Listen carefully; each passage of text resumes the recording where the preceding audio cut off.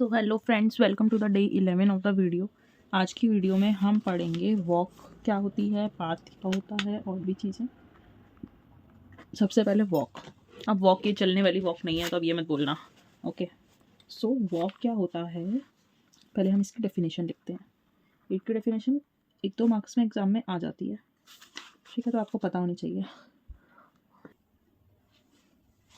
So walk is just a sequence of vertices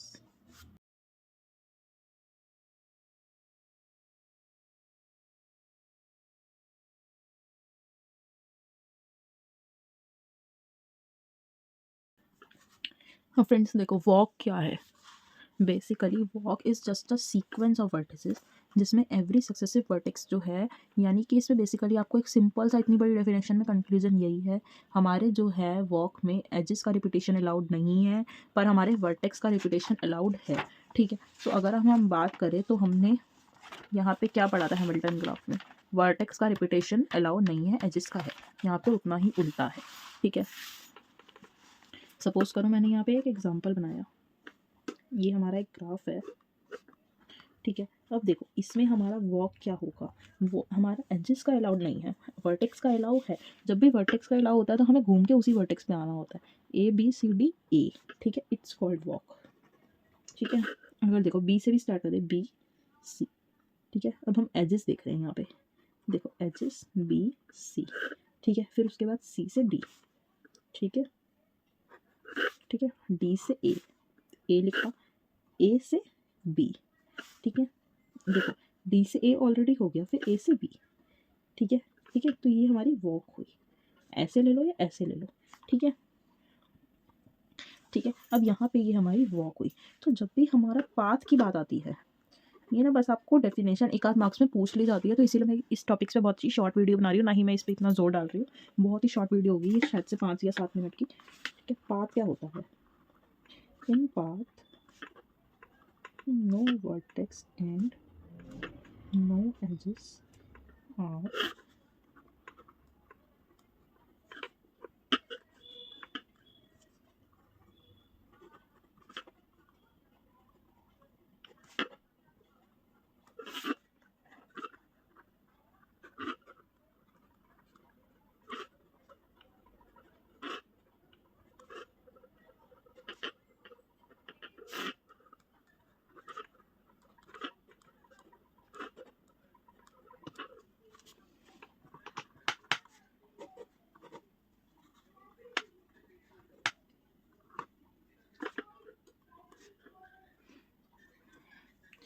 friends देखो यहाँ पे पाथ में क्या होता है, पाथ में हमारा no vertex and no edges are repeated. सिर्फ स्टार्टिंग वर्टेक्स के सिवा कुछ भी रिपीट नहीं होना चाहिए। हर पाथ को वॉक माना जाएगा, but every walk need not to be a path. हर वॉक को हम पाथ नहीं कह सकते, पर हम हर पाथ को वॉक कह सकते हैं।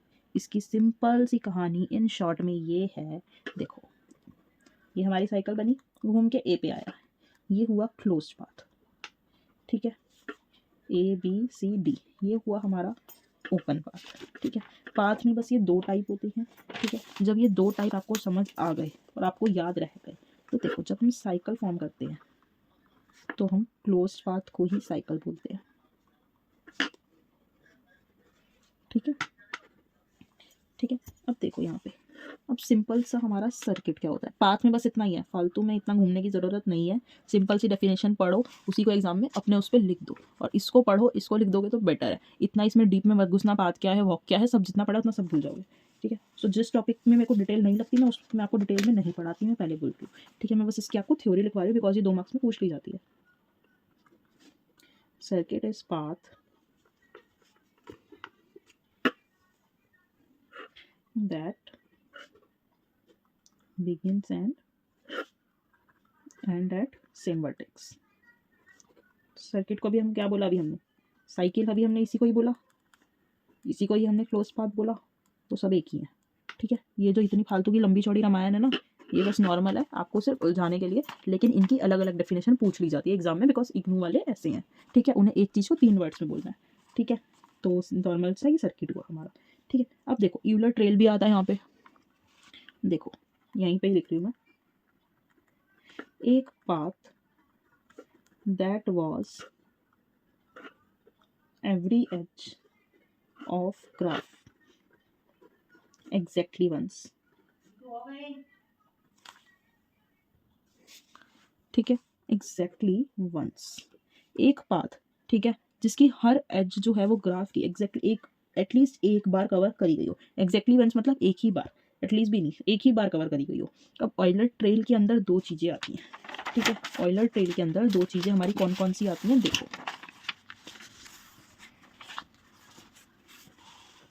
ऑयलर पाथ,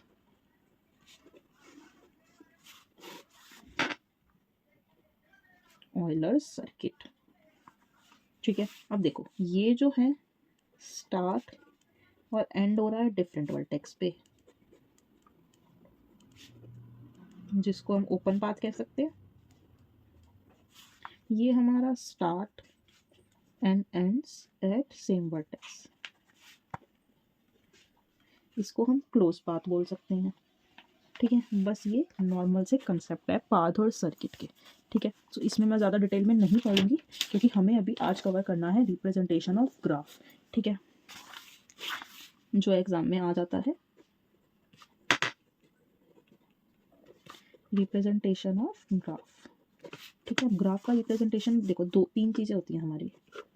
एक होता है हमारा एडजेंसी मैट्रिक्स, दूसरा होता है इंसिडेंस मैट्रिक्स, तीसरा हमारा होता है एडजेंसी लिस्ट, ठीक है। तो सबसे पहले हम पढ़ते हैं एडजेंसी मैट्रिक्स क्या होती है। तो मैंने यहाँ पे एक सिंपल सा ग्राफ लिया, ए बी सी डी, ठीक है। अब देखो यहाँ पे हमें क्या बनाना है, एक मैट्रिक्स बनानी है, A B C D, A B C D. अब देखो ध्यान से देखो, ए से तो कनेक्ट नहीं है ना, बी से है, तो हम इन सब में जीरो फिल कर देंगे क्योंकि ए आपस में कनेक्ट ही नहीं है, सी से नहीं है, डी से नहीं है, ठीक है। अब ध्यान से देखो ए का किससे कनेक्शन है, ए का बी से कनेक्शन है, 1 कर दो, ठीक है। ए का डी से कनेक्शन है, 1 कर दो। ए का सी से कोई कनेक्शन है, नो, 0 कर दो।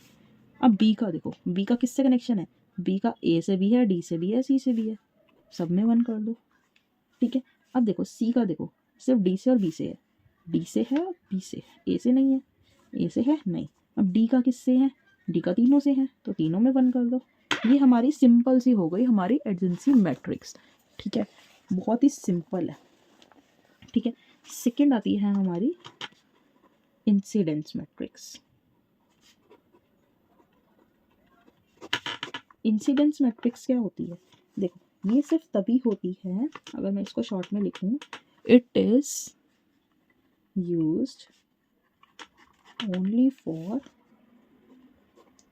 As labelled graph. क्योंकि देखो इस पे ना ग्राफ पे एजिस का लेबल होता है, देखो एजिस का नाम है यहाँ पे,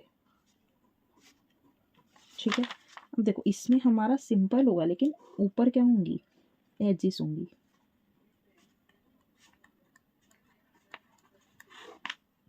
देखो अब ध्यान से देखो ए किस किस से कनेक्ट है, एज 1 से और एज 4 से, एज 1 से और एज 4 से, ठीक है। देखो अगर अब हमारा ए इससे कनेक्ट है तो बाकी में क्या जाएगा, 0, ठीक है। ऐसे ही बी किससे कनेक्ट है, एज 1 से, एज 5 से और एज 2 से, एज 1, एज 2 और एज 5, बाकी दो में 0, ठीक है। ऐसे ही हमारा सी किससे कनेक्ट है, एज 3 से और एज 2 से, एज 3 और एज 2, ठीक है। ऐसे ही हमारा D H 4, H 5, H 3, H 4, H 5, H 3, starting के दो में 0, ठीक है। ये हुई हमारी इंसिडेंस मैट्रिक्स जो सिर्फ लेबल्ड ग्राफ में ही यूज़ होती है, ठीक है। अब आती है एडजेंसी मैट्रिक्स क्या होती है, इसका आप लोगों ने नाम सुना होगा, ठीक है।